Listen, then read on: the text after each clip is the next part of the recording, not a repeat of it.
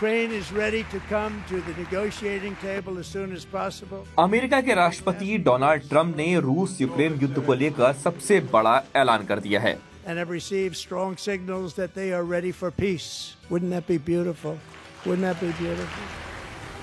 अमेरिकी राष्ट्रपति वो शख्स हैं जो एक कारोबार से राजनीति के मैदान में उतरने के साथ ही लगातार इतने परिपक्व होते जा रहे हैं, वो लिफाफा देखकर ही खत का मजमून भांप लेते हैं।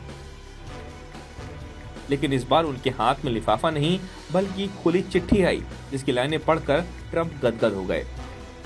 दरअसल डोनाल्ड ट्रंप ने अमेरिका के राष्ट्रपति के रूप में दूसरी बार पद संभालने के बाद पहली बार संसद के संयुक्त सत्र को संबोधित किया। America is back. पहले तो अपने भाषण में उन्होंने रूस यूक्रेन युद्ध, रेसिप्रोकल टैरिफ और मेक अमेरिका ग्रेट अगेन नीति पर बड़ी बड़ी बातें की। The American dream is unstoppable and our country is on the verge of a comeback. लेकिन फिर इस दौरान क्लाइमैक्स तब आया जब उन्होंने यूक्रेन के राष्ट्रपति ज़ेलेंस्की की चिट्ठी का जिक्र किया।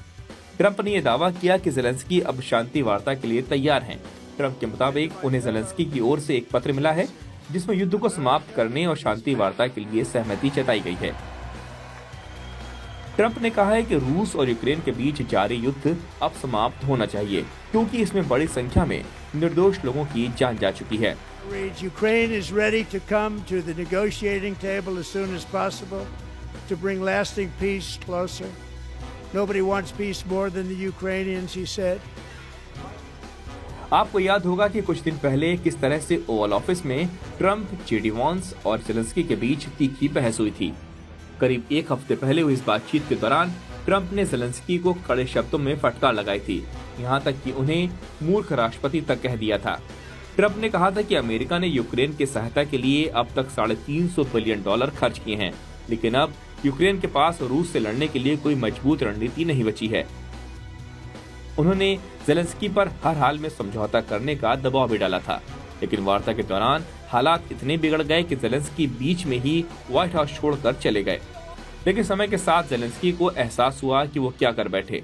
भले ही उन्हें ब्रिटेन के प्राइम मिनिस्टर ने गले लगाया, लेकिन ट्रंप की टीस तो बाकी ही रही।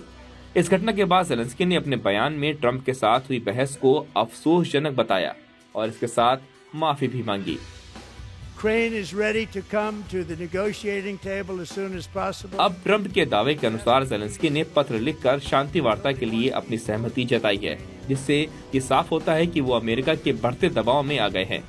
तो ये भी साफ है कि रूस और यूक्रेन के जंग की हैप्पी एंडिंग हो सकती है। And I also have a very good relationship, as you know, with President Putin. And I think if we win, I think we're going to get it resolved very quickly.